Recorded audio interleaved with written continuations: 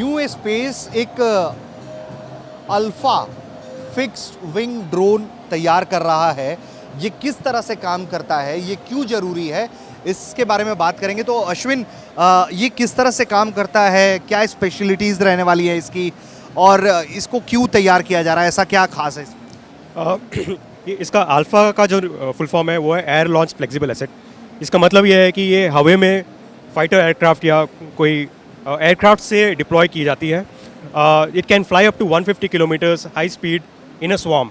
मतलब एक एयरक्राफ्ट से लगभग 20 ऐसे बर्ड्स को एक साथ भेजी जा सकती है deep into enemy territory if required. So 150 kilometres inside.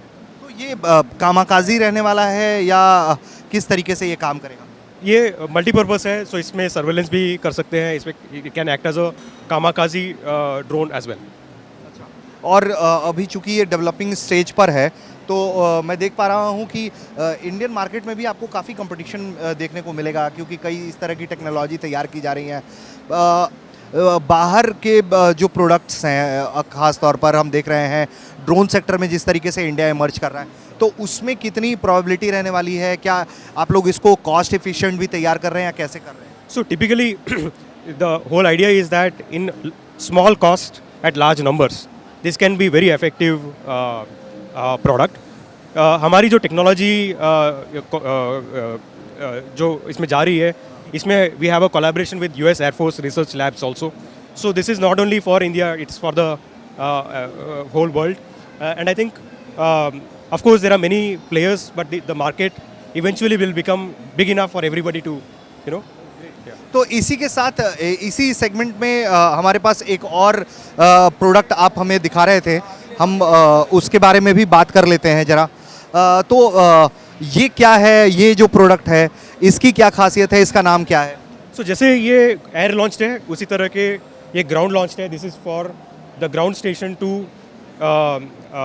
fly the drones in case there is a surveillance or even in case of kamikaze kind of operation.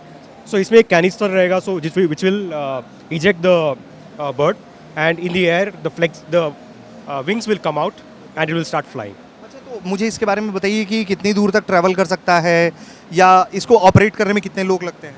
नहीं, so all our birds are very light on operation क्योंकि ये swarm और autonomous है. So I mean in general one operator can operate up to 75 drones. So उस तरह से it is very light on operation. Range वगैरह this is something that is early development, so it's not been freezed yet. तो मुझे एक और चीज़ बताइए इसमें कि इस सेगमेंट में आपको कंपटीशन भी काफ़ी मिलेगा देखने के लिए, क्योंकि पहले से भी कुछ लोग हैं मार्केट में इसको लेकर।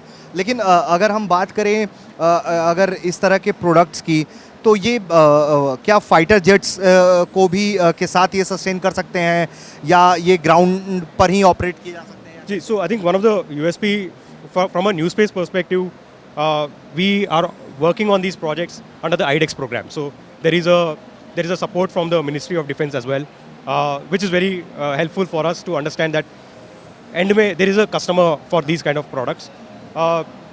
When the product itself is very robust, so if a fighter aircraft is flying at a high speed and it releases these drones, it can take the air shock. जो air shock है वो sustain कर लेगी and it can then start flying. So तो बिल्कुल मतलब कि new technology जो है वो एडवांस वार में किस तरीके से उसको खड़ा किया जा रहा है ताकि वो तमाम तकनीकों को तमाम परिस्थितियों में खुद को झेल सके, खुद को मजबूत रख सके और फिर दुश्मन को एलिमिनेट कर सके।